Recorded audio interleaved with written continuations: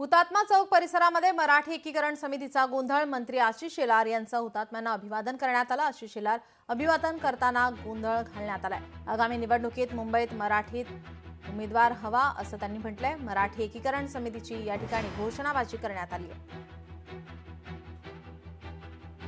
काल आशिष शेलार साहेबांना आमच्या पत्रकार बांधवांनी प्रश्न विचारला की मुंबईचा महापौर हा मराठी असेल का। त्यांनी सांगितलं की रविवारी हिंदी हा कोणी असेल, हिंदू असेल असं सांगितलं, पण त्याला ठामपणे सांगता आलं नाही की मुंबईचा महापौर हा मराठी असेल।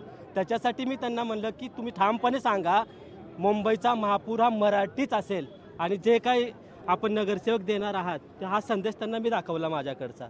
आमची मागणी हेच आहे, मुंबईचा जो कोणी उमेदवार कोणताही पक्ष देत असेल तो फक्त मराठीच असला पाहिजे।